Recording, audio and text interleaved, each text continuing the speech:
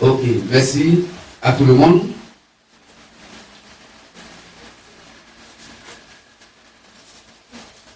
Pour tous nos frères et sœurs qui nous écoutent de loin et de près, nous voudrons nous présenter à vous. Aujourd'hui, on n'a pas un invité comme une invitée. Je crois que dimanche prochain, on va inviter. Invitons les gens pour qu'ils puissent connaître ce véritable Dieu, ce glorieux évangile. Que se bénisse. Alors, nous sommes le ministère de la voix de minuit, Matthieu 25 et 6. Nous sommes le ministère de la voix de minuit, Matthieu 25 et 6.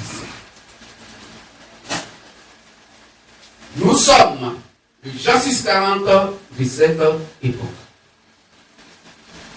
Au Jean 6, 40 dit, la volonté de mon Père, c'est quiconque voit le Fils et croit en lui ne périsse point, mais qui ait la vie éternelle. Que Dieu bénisse. Amen. Donc, aujourd'hui, sur la terre, il faut croire à l'évangile. Or, Dieu, en tant qu'esprit, ne peut pas descendre pour prêcher la parole. C'est impossible. Il faut qu'il soit dans un corps humain. Ce que dit Romains 10, verset 17. Car la foi vient de ce qu'on entend. Donc la foi vient de la prédication. C'est ce que dit Jean 3 à partir du verset 34. Car celui que Dieu envoie dit les paroles de Dieu. Et Dieu lui donne son esprit sans mesure. Donc sur la terre, il faut écouter Dieu au travers d'un être humain. Et c'est pourquoi le véritable réel Dieu, Jésus le Christ, quand il envoyait ses messagers appelés les prophètes, c'était par eux qu'on doit connaître quelle est la volonté parfaite et positive du véritable réel Dieu. Selon Amos 3, verset 7. Car Dieu peut rien faire sur la terre sans avoir révélé ses secrets à ses serviteurs, les prophètes. C'est ce qui est écrit dans l'Ancien Testament, dans le livre de Amos, chapitre 3, verset 7. Alors, frères et sœurs, dans le Nouveau Testament, notre Dieu reprend la même chose. Pour dire qu'aujourd'hui, pour tous ceux qui sont ses fils et ses filles, et par l'évangile que Christ a prêché par les premiers disciples de Jésus-Christ, appelés les apôtres, tous ceux qui croient à cet évangile ne sont plus des étrangers pour Dieu. Ils sont maintenant des gens de la maison de Dieu. Ils ne sont plus des étrangers pour le paradis, mais ils sont des gens destinés au paradis. Parce que ton fils et fille du véritable Dieu. Que dit Éphésiens 2, 19 à 20. Que vous n'êtes plus des étrangers, mais vous êtes des concitoyens des gens de la maison de Dieu. Étant édifiés sur le fondement posé par les apôtres et les prophètes, Christ étant la pierre angulaire. Que se bénisse. Amen. Et c'est à cet évangile qu'il faut croire que les apôtres de Jésus ont prêché. Et à cette époque, nous sommes au temps de la Odyssée, qui est le dernier âge de l'Église des Nations. Depuis le premier âge de l'Église des Nations, l'Église d'Éphèse, l'âge d'Éphèse, où le premier prédicateur, prophète des nations est notre frère bien-aimé Paul, jusqu'au 7e âge, au temps de la Odyssée, où le dernier prophète messager majeur est notre frère bien-aimé William Marion Branham. Il est né en 1906 et il est mort en 1965. Et c'est son évangile pour jusqu'aujourd'hui. C'est son évangile que nous, ministères de la voix du minimum de Verset à 6, que nous prêchons par pure révélation sans avoir lu les brochures de Branham. se bénisse. C'est cet évangile glorieux qui est endormi dans le cœur des frères et sœurs qui ont cru accepter l'évangile que Abraham a prêché dans Matthieu verset 1 à 6. C'est cet évangile-là que nous prêchons aujourd'hui. L'évangile que Abraham a prêché en son temps et à cette époque, c'est le même évangile que nous prêchons aujourd'hui. Mais le ministère de la voix de Matthieu verset à 6 prêche cet évangile par pure révélation. Que se bénisse. Frères et sœurs, nous sommes sûrs que à cette époque du temps de la Odyssée, qui est le dernier acte de vie des nations, il n'y a que le ministère de la voix de Matthieu verset à 6 qu'il faut écouter pour avoir la foi de l'enlèvement. Les gens nous demandent, ils posent des questions. Mais pourquoi seulement vous venez? Les grandes églises, et puis d'ailleurs vous n'êtes pas nombreux. Mais tous ne sont pas nombreux. Nous sommes partout dans le monde entier. Mais l'évangile, la Bible dit, selon Matthieu 24, 36, qu'il n'y a que le Père seul qui connaît le jour et l'heure concernant l'enlèvement de l'épouse. Aucun fils de l'homme ne le sait. Or, la Bible parlant du fils de l'homme, il parle du prophète. Donc, tous les prophètes que Dieu a envoyés, Dieu ne leur a pas parlé de quand et comment l'enlèvement va avoir lieu de manière précise. C'est pourquoi, après les 5 messagers, il n'y a plus un 8e messager qui vient. Après les 5 messagers envoyés par le vétérinaire Dieu, il n'y a pas un 8e messager qui vient. Selon Apocalypse 1, verset 11, il n'y a que 7 messagers que Christ Jésus a envoyés aux nations. 7. Et si aujourd'hui des gens se déclarent, s'autoproclament prophètes des nations, ils sont dans l'erreur. Aujourd'hui, il n'y a plus de prophètes des nations. Il peut y avoir des prophètes mineurs. Oui. Et par le ministère là-bas de Matthieu verset à 6, il peut en avoir par le message que Abraham a prêché, mais parler de prophètes messagers, il n'y en a plus et il n'en aura plus pour nous les nations. Que se bénisse. Amen. C'est pas, frères et sœurs. Nous sommes les plus heureux à cette époque parce que c'est nous qui détenons la vérité absolue dans les derniers temps. Et si vous êtes des croyants et des chrétiens, alors parcourez vos Bibles. La Bible pourra vous dire exactement que un ministère viendrait.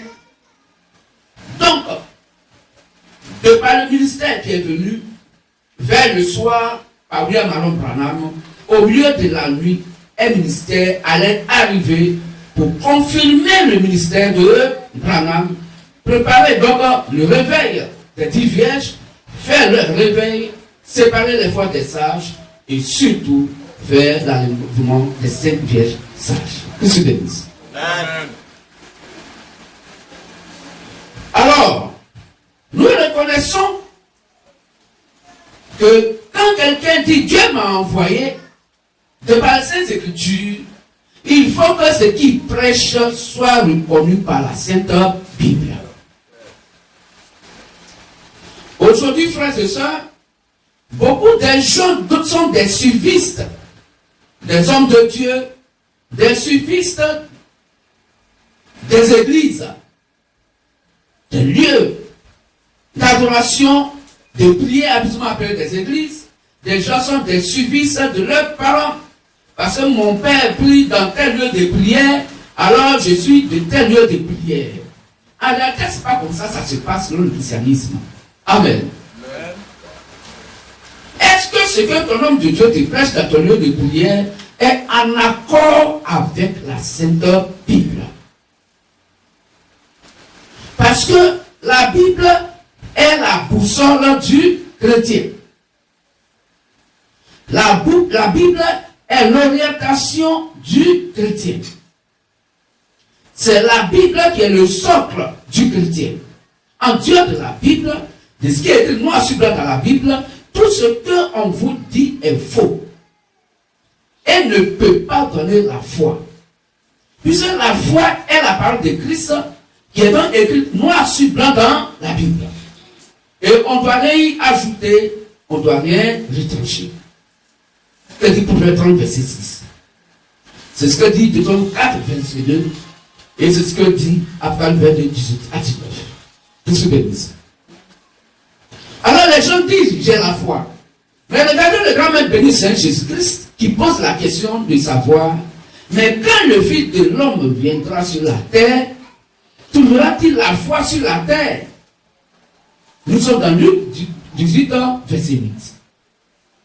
Est-ce que quand le Fils de l'homme viendra sur la terre, est-ce qu'il va trouver la foi sur la terre?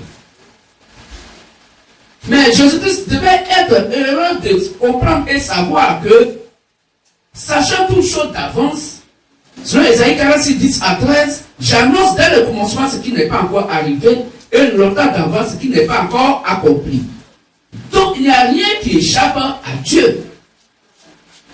Comment se fait-il que, sachant qu'il devrait avoir beaucoup de lieux de prière habituellement appelés des églises, mais pour quelle raison Jésus-Christ s'inquiète-t-il de savoir quand il va venir, est-ce qu'il va trouver la foi sur la terre?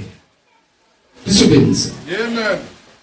Donc si Christ Jésus s'inquiète de ce qu'il ne trouvera pas la foi sur la terre, alors les églises, ces lieux de prière habituellement appelés les églises, où les gens vont donc pour prier là, qu'est-ce qui est là-bas?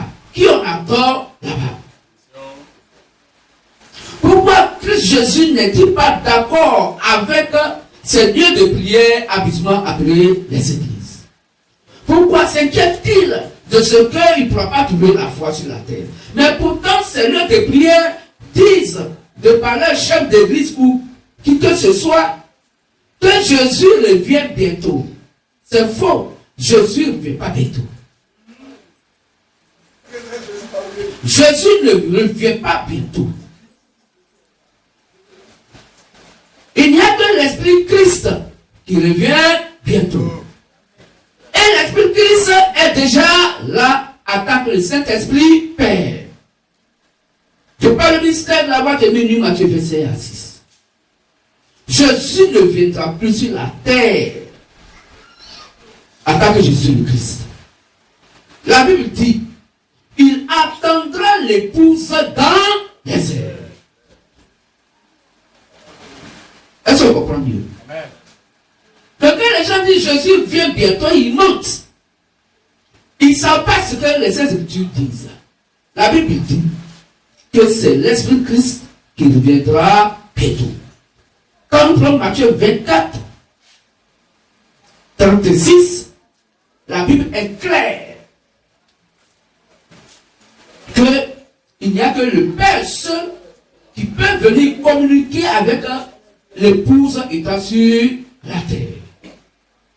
Il n'y a que le Père seul qui connaît le jour et l'heure de l'enlèvement de l'épouse.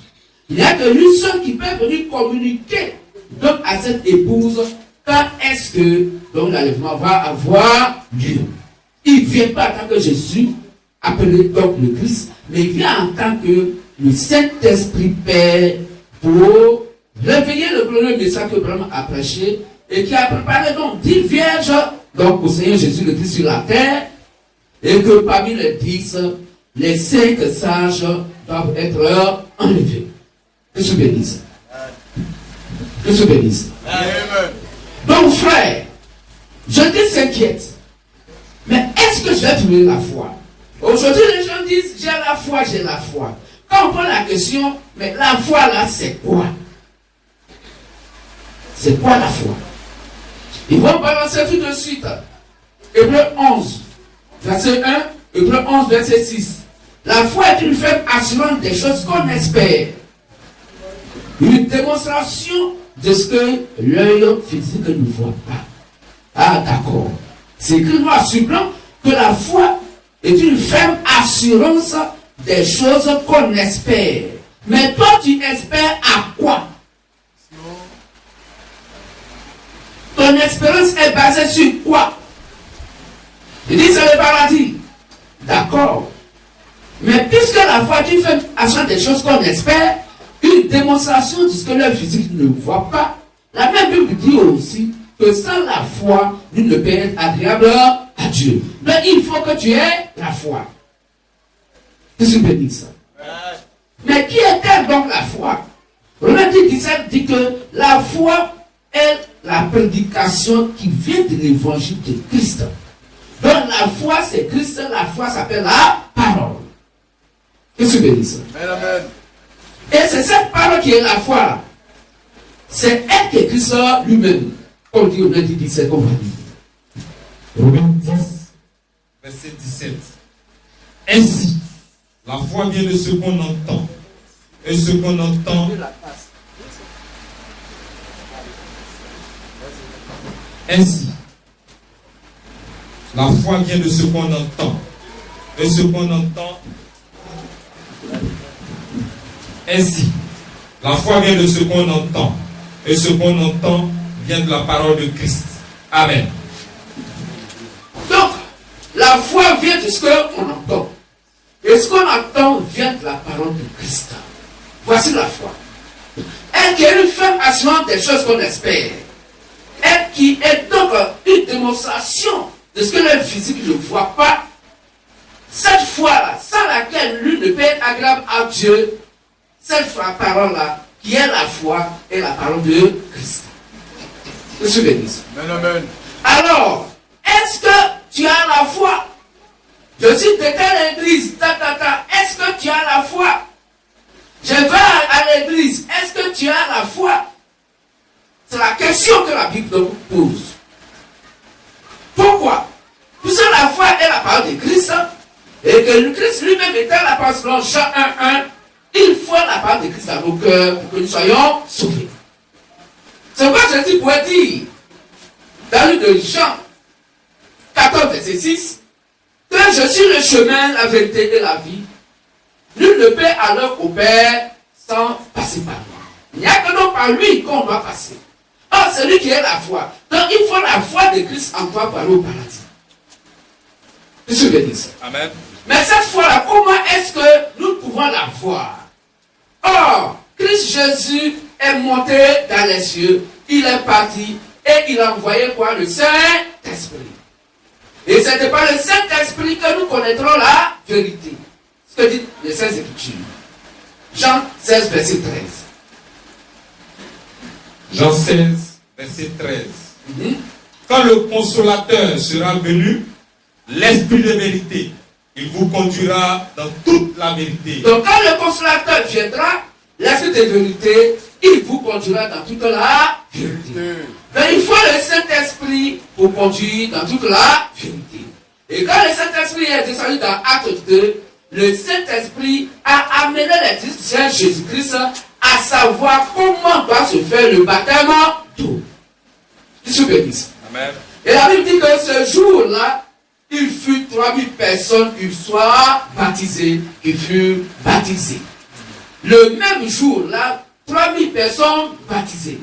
Mais quand aujourd'hui, des gens qui se disent envoyés de Dieu, conditionnent le baptême par 6 mois de cours de baptême, 3 mois de cours de baptême, 5 ans ou 3 ans de cours, donc de catéchuménat ou de catéchèse, cela n'est pas en accord avec l'enseignement que le Saint-Esprit a donc donné sur le baptême d'eau. La Bible dit, selon Marc 5, 15 à 16, que celui qui croira et qui sera baptisé sera sauvé, mais celui qui ne croira pas sera condamné. Quelles sont les conditions du baptême d'eau? Il n'y a pas de condition. Si tu crois au Seigneur Jésus-Christ, on te baptise. C'est ce que dit les Saintes Écritures. Si un baptême est conditionné par la pensée humaine, ce baptême est un faux baptême. Si tu as été baptisé dans un lieu de prière, En dehors de l'évangile que les apôtres de Jésus ont prêché, ton baptême est un faux baptême. Puisque le baptême est conditionné par la prédication que tu as écoutée, qui est la foi. C'est la foi qui te pousse au baptême. Car la foi veut ce qu'on entend. Dans la foi, c'est la bonne nouvelle. Il faut écouter d'abord la bonne nouvelle selon Marc 5, 15 à 16. Et ayant écouté la bonne nouvelle, alors Dieu en toi va te pousser donc à accepter l'eau du baptême selon Acte 2, 36 à 38. Car il eut le cœur vivement touché et il dit, mais oh frère, que ferons-nous? Il dit, répentez-vous, sortez de vos lieux de prière, abusement appelé les églises. Ces prisons, donc créées par Satan, que les gens appellent les églises, et venez à notre adoration. Voici ce que les apôtres ont dit. Quand j'ai le cœur vivement touché, il dit, mais qu'est-ce qu'on doit faire maintenant? Il dit, répentez-vous et faites-vous baptiser au nom du Seigneur Jésus-Christ pour le pardon de vos péchés et vous recevrez le don du Saint-Esprit. Ce même jour-là, 3000 personnes baptisées. Quand nous prenons le livre de Acte 8, à partir du verset 25, et on continue, nous voyons que voici un monsieur qui venait de l'Afrique et qui allait à Jérusalem pour donc adorer l'intendant éthiopien.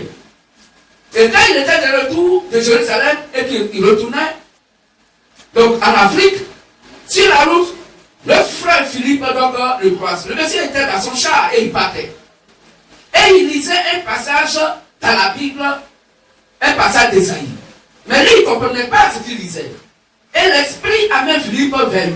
Et il lui demande, est-ce que ce que tu lis, est-ce que tu comprends? Il dit, mais s'il n'y a personne pour me l'expliquer, comment je peux comprendre? Et Philippe commença à lui annoncer la bonne nouvelle. Philippe ne lui a pas donné des enseignements, mais Philippe lui a témoigné qui est le Seigneur Jésus-Christ. Il lui a apporté la bonne nouvelle. Et il a reçu la bonne nouvelle. Voici la question qu'il pose. Il dit, mais qu'est-ce qui m'empêche d'être baptisé?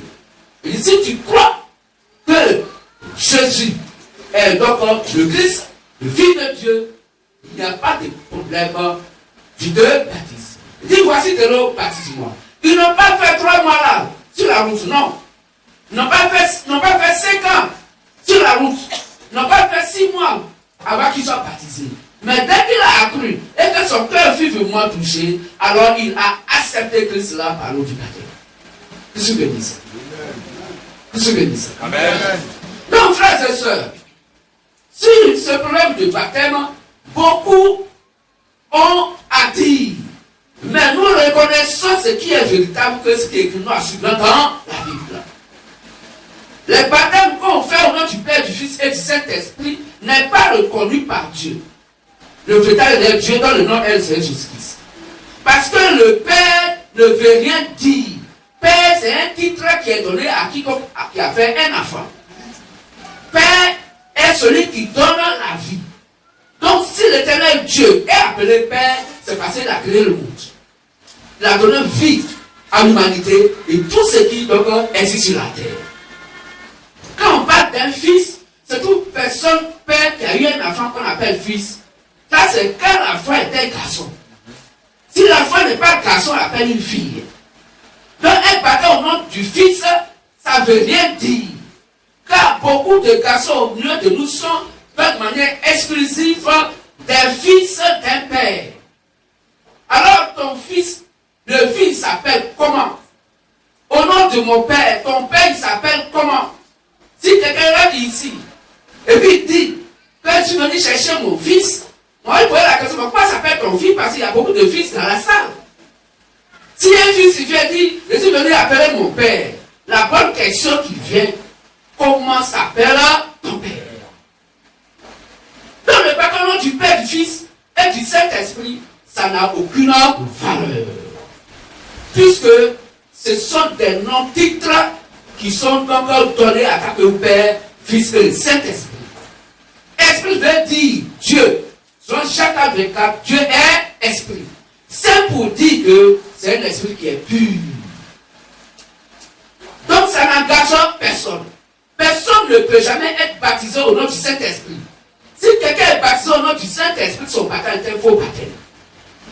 Pourquoi? Parce que le seul nom que Dieu a ordonné dans les cieux, sur la terre, pour lequel tout genou doit fléchir, s'appelle Seigneur Jésus le Christ. C'est pourquoi dans Acte 2, le Saint-Esprit va nous révéler tout le nom du Père, du Fils et du Saint-Esprit, dont Jésus le Christ apparaît dans Matthieu 28, à partir du verset 19 à 20. Allez faire des nations des disciples, baptisez-les au nom du Père, du Fils et du Saint-Esprit, et enseignez-leur tout ce que je vous ai prescrit. Mais ils n'ont pas compris que Jésus-Christ a dit, attendez, le consolateur, quand il viendra le Saint-Esprit, c'est lui qui va vous enseigner toutes choses. Tout ce que je vous ai dit, il va tout vous expliquer. Et dans le cas, le Saint-Esprit est descendu, il révèle maintenant quel est le nom du Père, du Fils et du Saint-Esprit. Que ces trois noms, d'autres titres, s'appellent le Seigneur Jésus-Christ. C'est pourquoi dans au nom du Père, le au nom est au singulier, pour dire que le même nom là, est le nom qui est le Père, le nom qui est le Fils et le nom qui est le Saint-Esprit. C'est pourquoi au nom n'a pas été accordé dans la Bible pour mettre au pluriel, pour parler de trois noms. Non, mais c'est le même nom en trois entités, en trois phases, en trois manifestations. Que se bénisse. Amen. Que se bénisse. Amen. Donc, frères et sœurs, la religion se disant chrétienne, en faisant ce type de baptême au nom du Père, du Fils et du Saint-Esprit, ne reconnaît pas la valeur réelle du véritable et réel Dieu, le Seigneur Jésus-Christ. Car c'est en son nom que toute chose donc doit se manifester. Que se bénisse. Amen. Alors, frères et sœurs, il y a donc des choses que les gens ont imposées à d'autres personnes dans les lieux de prière, leur faisant croire qu'ils sont en train d'adorer le véritable et réel Dieu. Pourtant, ils font adorer Satan au champ sans le savoir. Car toute pensée qui vient d'un être humain est satanique, condamnée par les Saintes Écritures. C'est pourquoi Isaïe 57, verset 7 à 8 dit que la pensée de l'homme n'est pas la pensée de Dieu et les voies de l'homme ne sont point les voies de Dieu. C'est pourquoi Romains 3, 4 dit que tout homme est menteur, il n'y a que Dieu ce qui dit la vérité. Alors, frères et sœurs, si ça vous coûte cher et que Dieu, le véritable et réel Dieu, vous avez déjà prédestiné à la vie éternelle, alors si vous écoutez les prédications que les gens vous donnent dans vos lieux de prière, vérifiez tout ce qu'on vous prêche avec la Sainte Bible, afin que on ne puisse pas vous communiquer la mort spirituelle. Qui se bénit. C'est pourquoi dans 1 Jean 4, 1 à 4, Dieu met en garde, Christ nous met en garde contre les faux prophètes. Qui se bénissent. Il nous met en garde contre les faux prophètes. Pour dire, n'ayez pas foi à tout esprit, mais éprouvez-les pour savoir s'ils sont de Dieu, car plusieurs faux prophètes sont venus dans le monde. C'est pourquoi ce dimanche passé, notre Dieu nous a donné ce glorieux message parlant donc du rôle principal du faux prophète. Or, le rôle principal du faux prophète, c'est de conduire tous ceux qui l'écoutent à l'enfer. Que se bénisse. Alors,